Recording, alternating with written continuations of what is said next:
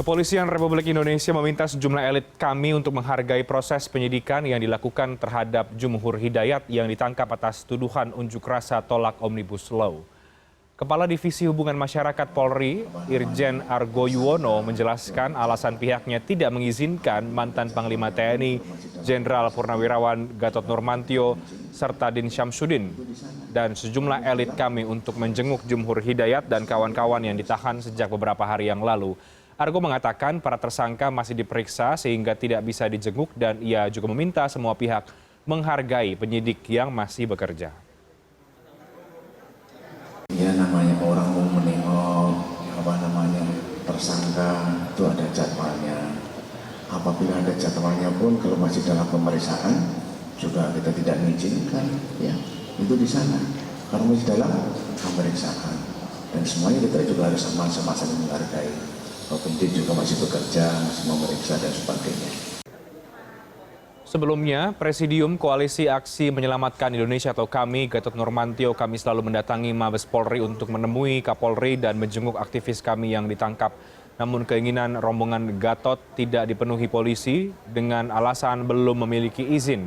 Gatot mendatangi Mabes Polri ditemani berbagai tokoh seperti Din Syamsuddin, Rahmat Wahab, hingga Rocky Gerung. Niatnya untuk bertemu Kapolri, Jenderal Polisi Idam Aziz, serta menjenguk aktivis kami yang ditahan polisi gagal karena Kapolri tidak ada di tempat dan belum mempunyai janji audiensi dan juga menjenguk. Kami datang sini untuk menyampaikan petisi tadi yang dibaca oleh Polres Wahab kepada Bapak Kapolri. Tetapi tadi dapat informasi selama COVID beliau jarang ada di kantor. Terima kasih. Dan kedatangan kami ke sini adalah wujud, ya saya ulangi, kedatangan kami ke sini adalah wujud cara secara konstitusi, kemudian wujud kecintaan kami kepada Kepolisian Republik Indonesia. Ya, bicara soal unjuk rasa penolakan Omnibus Law Cipta Kerja, pekan ini memang gelombang aksi menolak RUU Omnibus Law Cipta Kerja masih terjadi. Namun di sisi yang lain, tudingan siapa di balik aksi demonstrasi yang sempat ricuh beberapa waktu yang lalu ini bergulir menjadi bola liar politik. Terbaru, Ketua Majelis Tinggi Partai Demokrat yang juga Presiden ke-6 Republik Indonesia SBY merasa dirinya menjadi korban tuduhan menunggangi aksi demonstrasi. Sementara pemerintah menampik karena tidak pernah menyebut nama SBY atau menuding Partai Demokrat. Apakah ada substansi sebetulnya di balik tuduh-menuduh tersebut atau semuanya hanyalah panggung sandiwara saja? Kita akan diskusikan pada malam hari ini bersama dengan 3 narasumber yang bergabung dari luar studio. Saya akan sapa terlebih dahulu Mas Nusirwan Sujono, Ketua DPP PD Perjuangan. Mas Nusirwan, selamat malam, apa kabar? Selamat malam, Assalamualaikum warahmatullahi wabarakatuh. Waalaikumsalam. Dan ada Bang Renanda Bakhtar, Wasekjen Partai Demokrat. Bang Renanda, selamat malam, Bang. Selamat malam. Baik, dan ada Mas Henry Satrio, analis politik dari Universitas Paramadina. Mas Henry Satrio, selamat malam, Mas. Selamat malam, Bang Baik. Reinhardt, Mas Nusirwan, Bang Renanda. Baik, Ya, Bang Henry. Bapak-Bapak sekalian, sebelum kita Mas mulai Irwan. dialog dan juga diskusinya, kita coba dengarkan lagi apa statement, pernyataan dari Pak SBY yang menyinggung soal dalang di balik aksi dan tudingan, bicara soal tudingan terhadap siapa dalang di balik aksi unjuk rasa RUU Omnibus Law Cipta Kerja.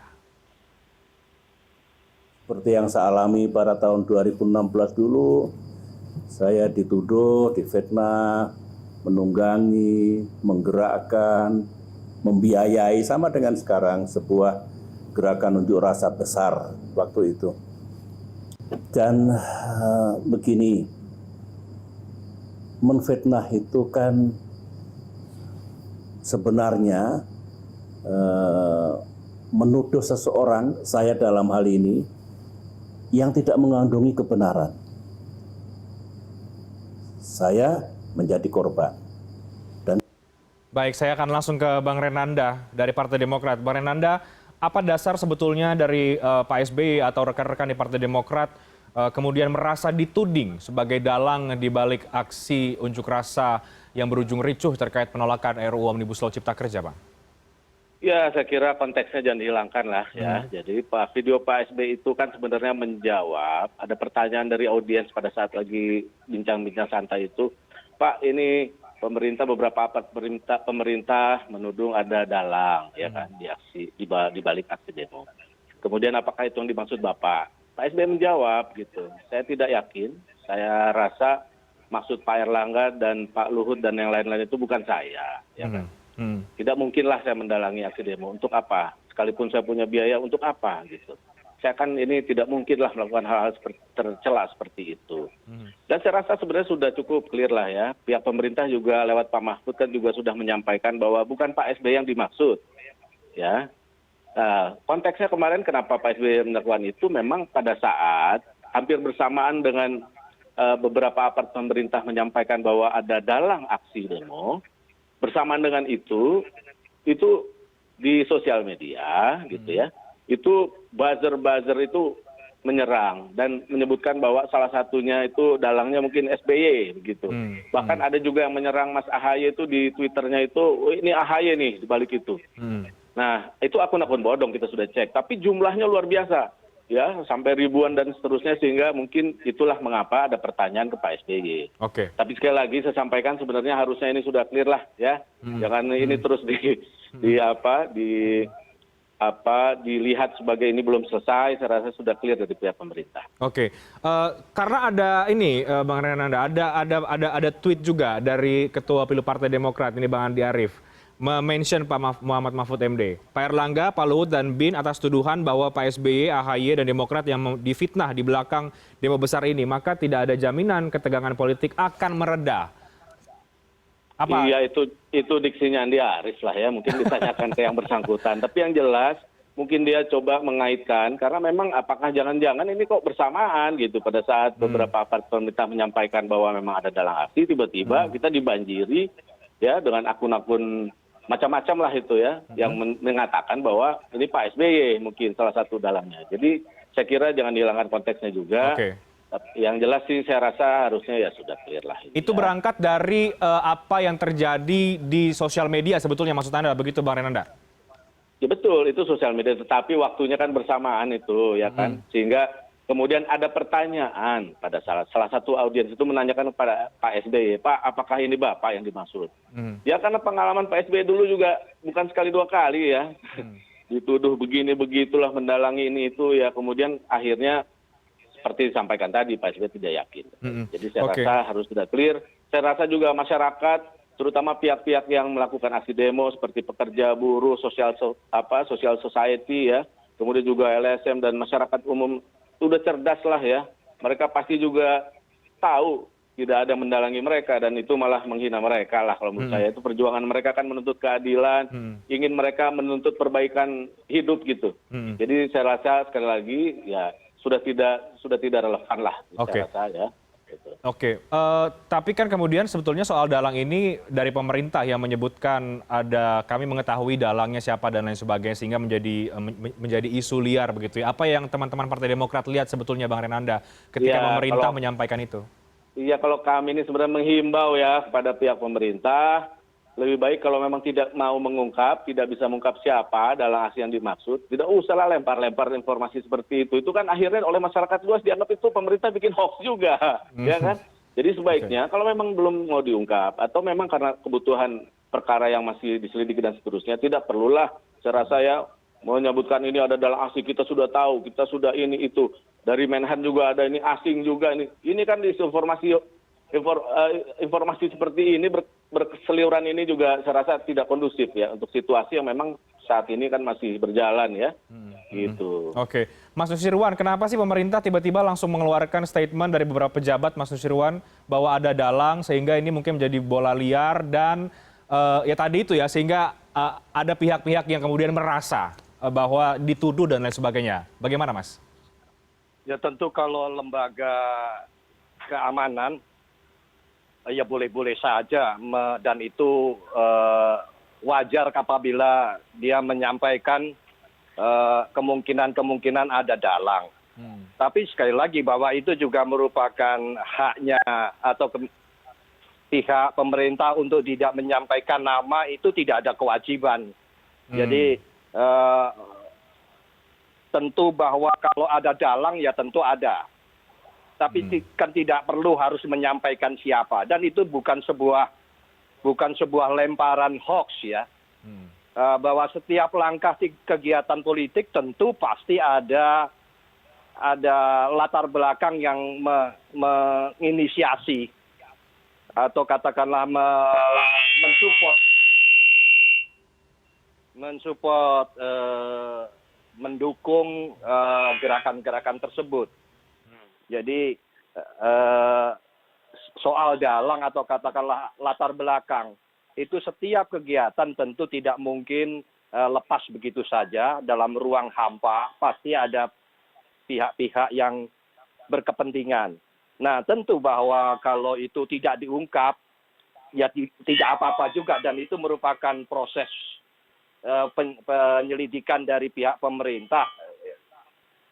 Tapi yang kedua, soal merasa bagian daripada dituduh atau katakanlah ada dugaan, ini kan seperti mohon maaf, beliau Pak SBY tadi juga sudah mengungkap pada 2016 juga hal yang sama. Padahal juga pada waktu itu juga pemerintah juga tidak mengungkap, bukan tidak mengungkap, tapi tidak menyampaikan nama siapapun. Maka sebetulnya ya ini kalau dikatakanlah tadi rekan saya dari Demokrat mengatakan inilah sudah clear gitu ya, nggak usah diperkepanjang lagi. Ya sebetulnya pembahasan kita malam ini tidak ada juga yang dibahas kalau misalnya Pak SBY tidak mengungkap hal tersebut ya. Jadi saya pun juga sebenarnya tidak berkenan untuk mengomentari hal-hal seperti ini. Jadi sebetulnya harapan saya sebenarnya tidak perlulah terlalu beremosional atau katakanlah peka terhadap perasaan atau apapun bahasanya. Kalau sosmed itu menjadi ukuran, repot kita karena hal-hal informasi yang masuk di dalam media sosial ini kan sulit sekali untuk kita jadikan ukuran. Akurasi beritanya pun juga diragukan. Maka mudah-mudahan kita sendiri juga tidak mengacu kepada hal-hal tersebut kan gitu. Artinya Anda menyesalkan kalau kemudian Pak SBY mengomentari sehingga justru perbincangan ini tumbuh atau ada karena merespon karena Pak SBY kemudian menyinggung soal itu lagi. Begitu maksud Anda, Mas Susirwan? Seperti yang sudah kesekian kali dan pembahasan ini pun juga tidak akan ada. Sekali lagi saya katakan tidak akan ada. Dan tentu juga itu tergantung siapa yang menyampaikan. Siapa yang beliau Pak SBY tentunya tokoh nasional dan mungkin ukurannya tidak sama dengan diri saya ya, tidak sama juga rekan-rekan yang tampil di forum malam ini. Beliau adalah yang tentunya menjadi harusnya menjadi tokoh panutan yang tidak dengan mudah untuk terpancing atau katakanlah menggunakan ukuran-ukuran yang tidak sesuai atau katakanlah tidak mengacu kepada lembaga-lembaga hukum atau lembaga-lembaga keamanan, institusi keamanan di dalam menyampaikan hal-hal yang melakukan kegiatan soal-soal unjuk rasa dan sebagainya ini. Oke. Kita jeda dulu ya, Bang Renanda dan juga Mas Susirwan dan juga Mas Hensat. Nanti saya akan ke Mas Henry Satrio. Soal benang merahnya apa nih, Mas Henry Satrio, yang Anda tangkap dari saut menyaut ini? Oke, nanti dikomentari. Kita jeda dulu ya, Bang Renanda ya. Usai jeda berikut kami akan segera kembali sesaat lagi.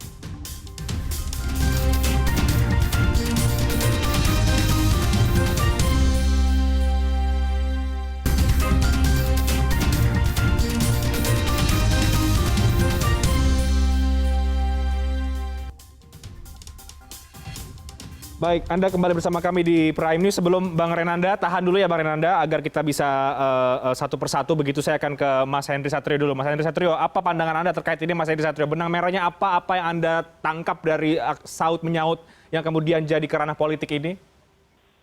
Ya, saya sih merasa bahwa seharusnya kalau memang tidak ingin perparah, maka sebaiknya pemerintah fokus pada apa yang menjadi inti persoalan. Apa yang disampaikan oleh Menteri Erlangga dengan tuduhan itu kan sebetulnya tidak menyelesaikan masalah. Yang menyelesaikan masalah itu adalah sebetulnya berdialog waktu itu. Karena memang yang diinginkan oleh masyarakat, pemerintah dan anggota DPR lebih banyak mendengarkan apa yang mereka inginkan. Tapi nyatanya feedback yang dilakukan justru jauh panggang dari api gitu. Sehingga membuat pembicaraan ini jadi kemana-mana. Tuduhan-tuduhan berseliweran. Jangan menganggap remeh juga media sosial, Bang Reinhardt. Karena saat ini memang adalah era media sosial. Jadi pada saat media sosial itu kemudian menuliskan sesuatu, ini bisa berimbas ke ranah dunia nyata. Bahkan akibat media sosial yang riuh rendah itu, maka kita mendiskusikan ini di sini. Jadi menurut saya, mulailah pemerintah belajar untuk lebih banyak mendengarkan, tidak perlu mengeluarkan statement-statement yang sama sekali tidak menyelesaikan masalah, bahkan akhirnya membuat suatu masalah baru yang membentuk sebuah opini yang akhirnya juga tidak menyelesaikan masalah. Jadi apa yang digundahkan oleh Pak SBY juga menurut saya senangnya saya adalah itu sudah selesai. Tadi Mas Rendra bilang itu sudah berakhir. Kemudian Pak Nusirwan juga sudah berakhir. Tapi mungkin di elitnya selesai, tapi bisa jadi di tatanan akar rumputnya belum selesai. Kan itu yang tidak kita inginkan, Bang Rehat. Makanya kalau menurut saya tidak perlu lagi ada saling tuduh tentang demo, karena seharusnya pemerintah mengerti bahwa demo ada karena masyarakat merasa mereka kurang didengarkan. Maka kemudian mereka turun ke jalan. Solusinya dari pemerintah adalah mendengarkan demo itu. Tidak perlu berkomentar hal-hal yang jauh dari apa yang ditanyakan pada para pendemo itu. Kan ini kan pendemo ini masyarakat, rakyat juga bisa didengarkan. Jangan kemudian ada yang bertanya, ada yang ingin didengarkan, dianggap kemudian tidak sejalan dengan pemerintah, kemudian dianggap biang kerok, anarkis, dan lain-lain. Menurut saya sebaiknya tidak lagi dilakukan seperti itu, Reinhardt. Nah, apa yang dikatakan oleh Mas Nusirwan itu sudah baik sekali. Artinya mudah-mudahan pemerintah bisa mendengarkan masukan dari Mas Nusirwan sebagai salah satu ketua DPP partai yang mengusung presiden. Jadi artinya lebih banyak untuk mendengarkan masyarakat, lebih baik lagi dalam mengeluarkan solusi.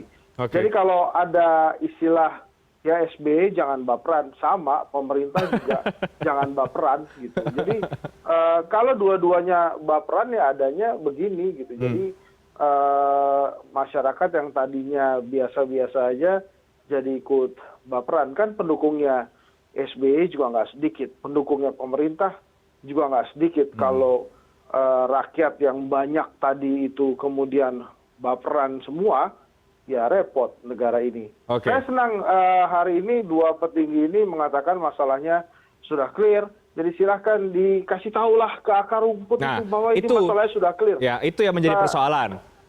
Bang Hensat, saya ke Bang Renanda. Silakan Bang Renanda ditanggapi tadi apa yang disampaikan Mas Nusirwan, termasuk juga ini soal mungkin di elit kata Bang Hensat sudah selesai, tapi ya ini aksesnya ke masyarakat akhirnya juga menjadi perbincangan lagi, menjadi ramai lagi begitu. Ya, saya mau komentarin Pak Nusirwan tuh ya. Jadi selalu mengatakan pemerintah punya hak ini, punya hak itu ya. Sekarang begini, ini bukan kita tidak mempermasalahkan haknya pemerintah ya. Pemerintah tentu punya hak, ya mau mengatakan ada dalang atau tidak. Pertanyaan kan bukan itu. Pertanyaan apakah itu baik dalam situasi ini yang sedang memanas seperti ini. Ya kan? Itu kan tidak kondusif untuk situasi di mana pertama masyarakat juga masih menuntut keadilan di jalan, belum selesai. Kemudian juga jangan kemudian ini seolah kan men-shift masalah nih, sumber masalahnya sendiri kemudian di-hidden. Sumber masalahnya belum selesai, yaitu Undang-Undang Ciptaker itu sendiri. Jangan kemudian terus dialihkan seolah-olah ini lebih dialihkan ke masalah dalang. Jadi bukan soal hak Pak Nusirwan, ini masalah adalah baik atau tidak pemerintah gitu loh. Melempar-lempar isu seperti itu. Apalagi kalau tidak mau diungkap. Kalau diungkap lebih baik masyarakat tahu, oh ya betul, ada yang ditangkap, ada yang ini, ada yang itu, silakan aja. Kita juga mendukung kok. Kalau pemerintah itu menertibkan kalau memang ada dalang-dalang yang di luar kemurnian dari perjuangannya pekerja dan buruh. Kemudian ini sekali lagi tadi, habis Pak SBY masih menyampaikan seperti itu. Pak Nusirwan, tolong lihat konteksnya, urutan waktunya, ya. Jadi setelah ada pelemparan isu dari aparat pemerintah ada dalang, saya katakan pada saat bersamaan itu kemudian akun-akun nyerbu, ya bukan hanya akun, ada video dari koleganya Pak Nusirwan juga menuduh Pak SBY itu, ya kan? Nah, menurut saya pemerintah juga harus adil ketika ada ini Presiden RI ke-6, ya, difitnah di media massa secara meluas, bahkan Pak Mahfud sudah tahu lagi orangnya, disebutkan juga dalam salah satu wawancaranya di TV, disebutkan namanya. Kenapa tidak ditertibkan? Itu presiden kita loh. Presiden RI ke-6 ini salahnya apa?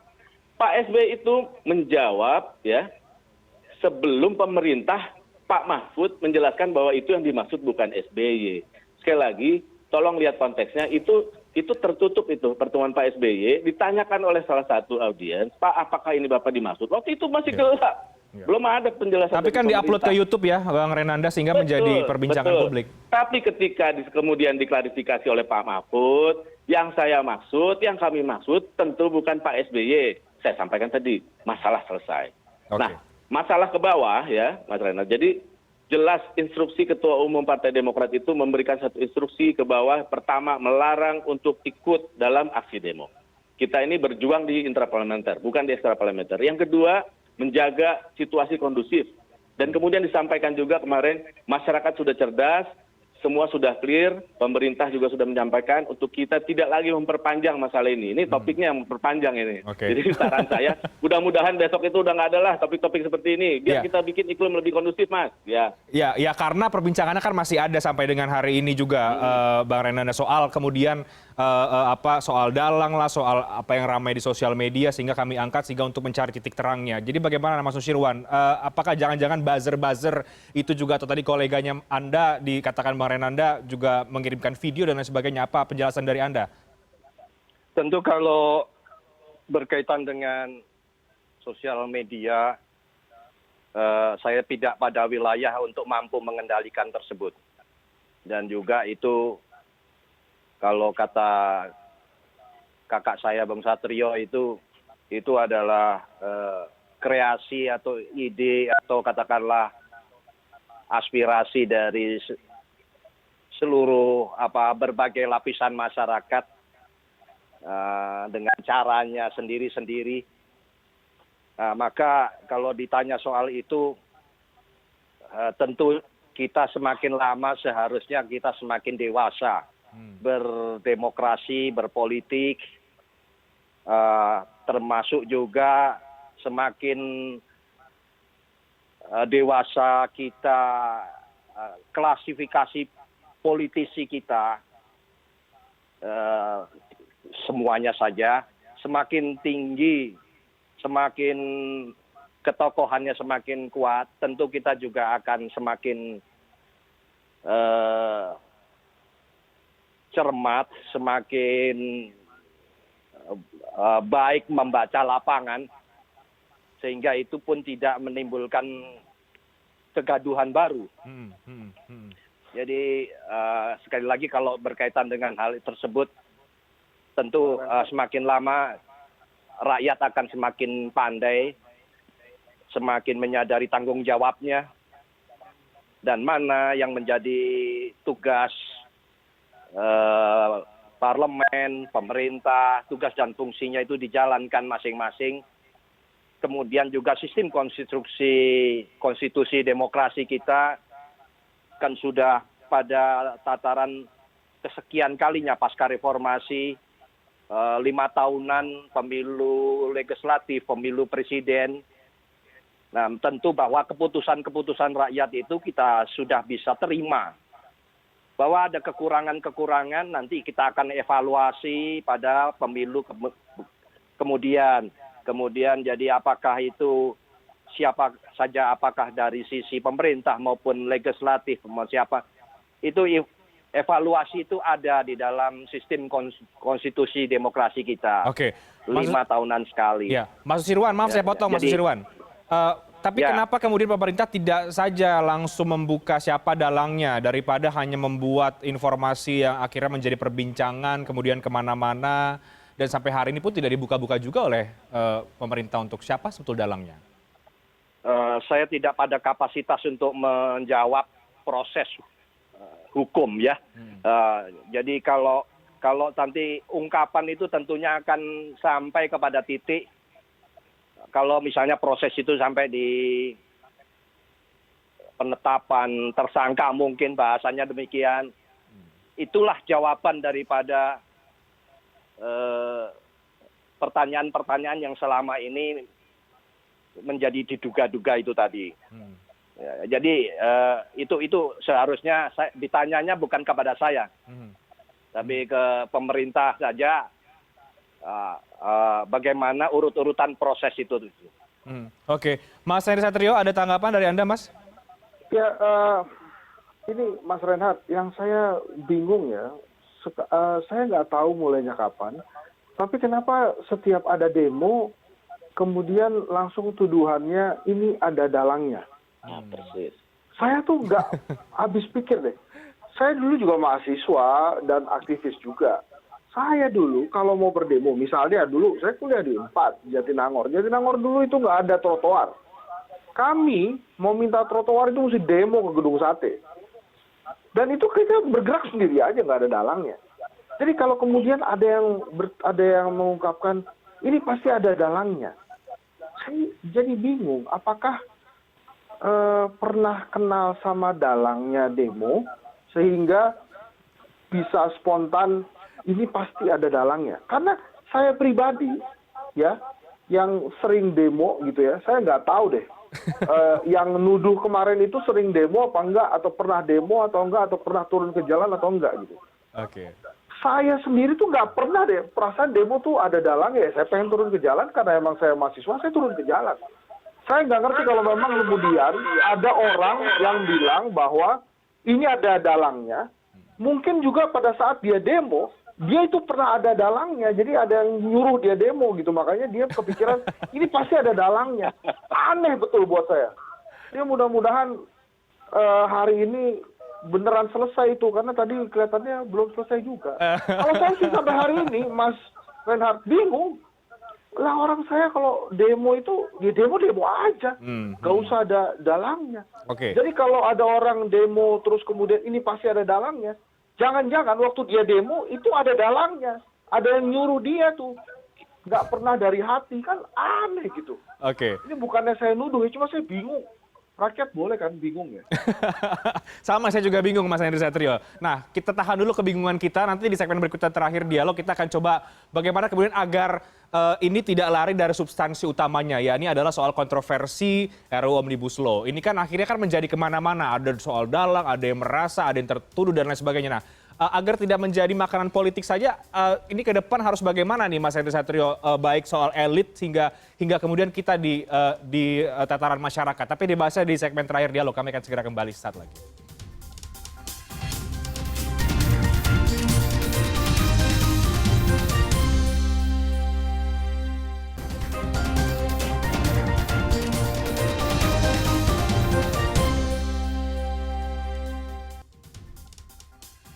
Baik, saya kembali ke Mas Henry Satrio yang masih bingung juga. Jadi Mas Henry, supaya kita nggak bingung deh, kita coba bagaimana kemudian mencari, ini kan sepekan ini kemudian menjadi isu liar ya, soal siapa dalang lah, soal tuduh-menuduh, dan merasa dan lain sebagainya. Tapi mudah-mudahan tidak menyampingkan apa yang menjadi substansi utamanya. Bagaimana agar kemudian ini tidak merembet kemana-mana, Mas Hensat? Ya, sebetulnya kan polemik itu dibuat sendiri oleh pemerintah. Dari jumlah halaman misalnya, sampai akhirnya ke titik 812, kalau saya tidak salah, itu kan butuh proses halaman yang berganti-ganti. Kemudian itu hanya dijelaskan oleh pemerintah bahwa, oleh anggota DPR waktu itu Pak Aziz Samsudin, dia bilang, saya menjamin nggak akan ada perubahan. Tapi jelas itu halamannya aja udah berubah gitu, dan ada beberapa substansi di media massa, baik itu di media online, ada beberapa pasal yang konon kabarnya diganti gitu kan. Saya juga nggak tahu, tapi katanya sih memang nggak ada yang diganti. Ya saya sih percaya aja sebagai masyarakat gitu. Tapi intinya adalah Mas Reinhardt, waktu itu Presiden Jokowi sudah menjelaskan dengan baik sekali. Hanya saja menurut saya kurangnya adalah Presiden Jokowi tidak menjelaskan secara detail apa yang dikeluhkan oleh masyarakat. Misalnya tentang pesangon, tidak benar pesangon ABCD gitu, tidak benar cuti kerja ABCD, tapi yang ditanyakan oleh masyarakat itu lebih detail dari sana. Jadi artinya gini, Mas Reinhardt, saya akan memberikan atau merekomendasikan 2 solusi aja. Yang pertama, tolong pemerintah tidak perlu defensif. Didengarkan saya masyarakat. Maksud saya tidak perlu defensif itu begini. Pada saat pemerintah mengatakan bila Anda tidak setuju silakan ajukan judicial review ke MK, itu perkataan defensif. Lebih baik didengarkan. Oke, mana yang menjadi keberatan Anda? Itu kan nggak banyak kok. Keberatan dari masyarakat itu bukan 812 halaman. Itu hanya beberapa butir aja. Dengarkan saja. Oke, tentang apa? AMDAL. Yang mana? Didengarkan kemudian dijelaskan. Itu adalah rekomendasi saya yang kedua.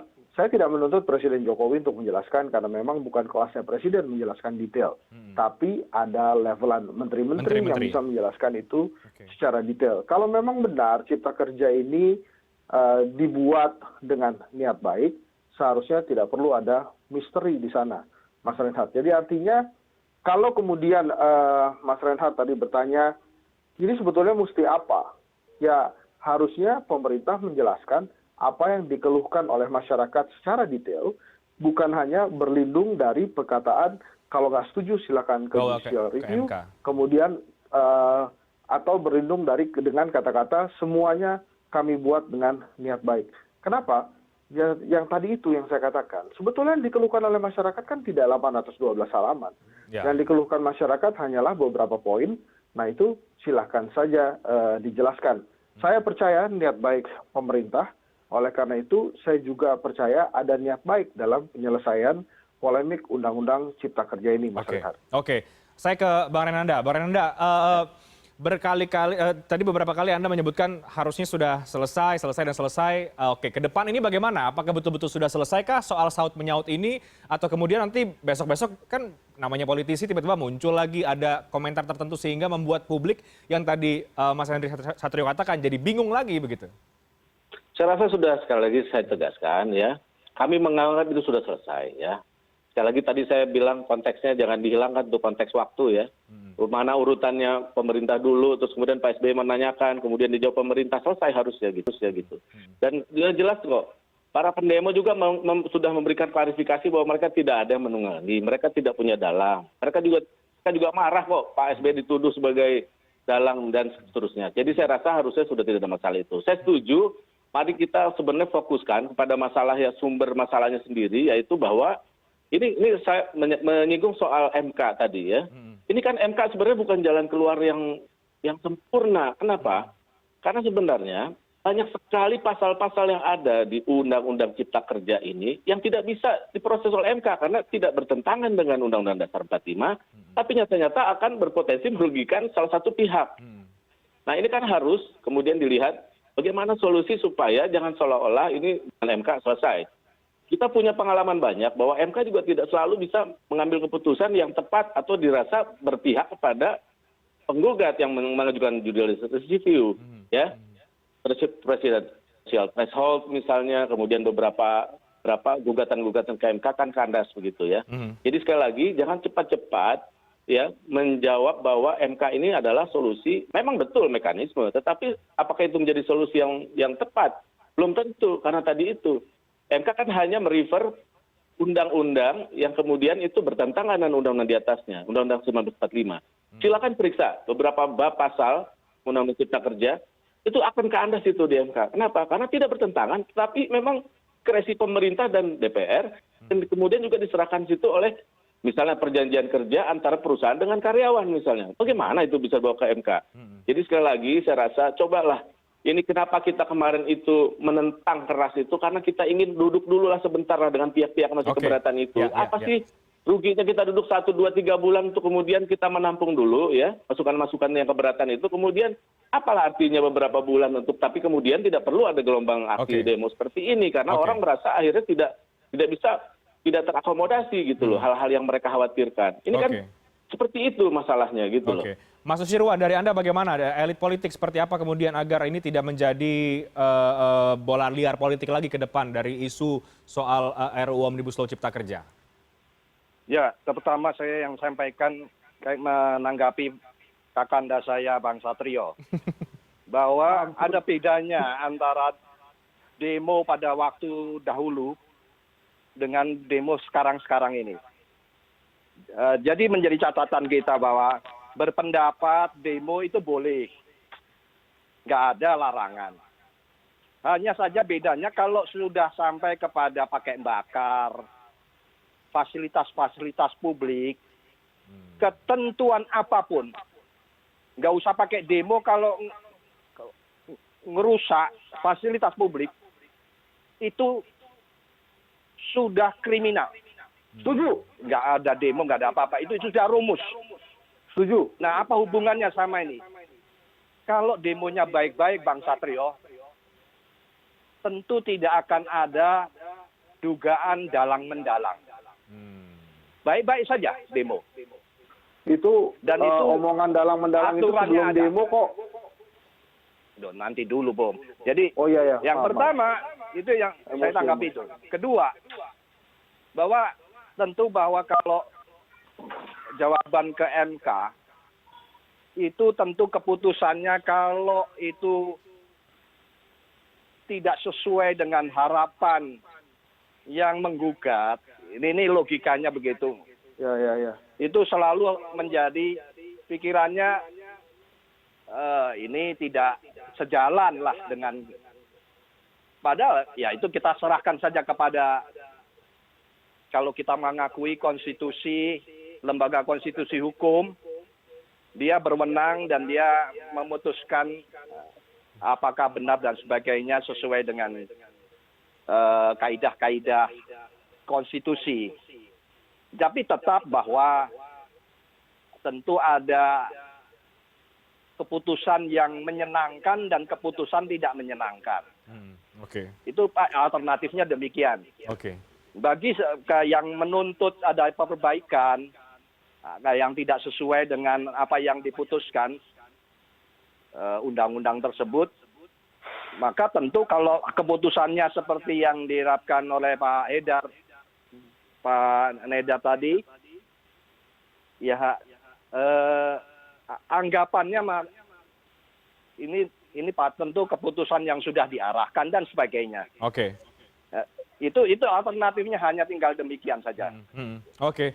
Baik, Mas Nusirwan. Terakhir deh ke Kakanda Henry Satrio. Gimana Mas Henry Satrio, termasuk juga soal ini. Bagaimana para elit agar menyikapi ini, agar ini kita sudah masuk ke akhir pekan depan tidak lagi kita kemudian membahas lagi soal ini, karena ini menjadi isu yang menjadi sorotan pekan ini. Ya, saya swear loh, Mas Rehat, saya itu cuma beda beberapa tahun aja Mas Rehat. Jadi kalau Pak Nusirwan bilang saya kakanda yang enggak juga. Meminjam istilah Mas Nusirwan. Nah, itu harus gue luruskan dulu ini kan sebelum masuk ke ranah demo.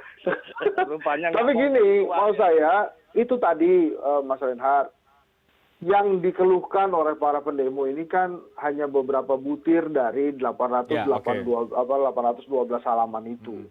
Maksud saya, sebelum pemerintah jauh-jauh bicara, silahkan kalau nggak setuju judicial review ke MK, nah apa itu nggak baiknya, mana sih keluhan-keluhan yang dari pendemo itu kan hanya beberapa butir, dijawab aja gitu. Iya, oke. Dijelaskan lagi daripada repot-repot nyuruh rakyat ke judicial review. Ya. Kan jadi panjang gitu, lebih enak dan lebih melegakan kalau gunakan teknologi yang sudah diberikan oleh para pendiri bangsa kita ini yang namanya musyawarah mufakat gitu, didengarkan Oke. lagi aja. Nah. Jadi jangan kemudian ujuk-ujuk kalau nggak setuju silakan judicial review. Oke. Gimana sih? Nah, untuk para elit politiknya agar tidak ada lagi saling tuduh dan tuding-menuding begini, seperti apa Mas Hensat? oh itu jagalah hati. Kalau kata lebih banyak mendengarkan oleh Penjelasannya masyarakat. Jadi gini loh maksud saya. sepertinya sudah kalau dilakukan. elit itu kan pasti punya akar rumput. Nah itulah yang mesti dipikirkan. Jangan Oke. sampai kemudian akar rumputnya terbakar. Oke, baik. Kan Indonesia ini masih jauh. Oke. Silakan. Oke, baik. Terima kasih banyak ya. Baik, terima kasih. Bang Susirwan, terima kasih banyak. Bang Renanda, terima kasih banyak. Bang Hendy Satrio, terima kasih banyak. Mudah-mudahan diskusi ini kemudian menjadi refleksi yang baik agar tidak lagi kemudian kita mendiskusikan hal-hal yang menjadi bola liar politik ke depan dan fokus terhadap substansi utamanya dan juga untuk para elit politik itu sendiri. Terima kasih banyak Bapak-Bapak sekalian sudah bergabung bersama dengan kami pada malam hari ini. Kami akan segera kembali dengan informasi lain, tetap bersama kami.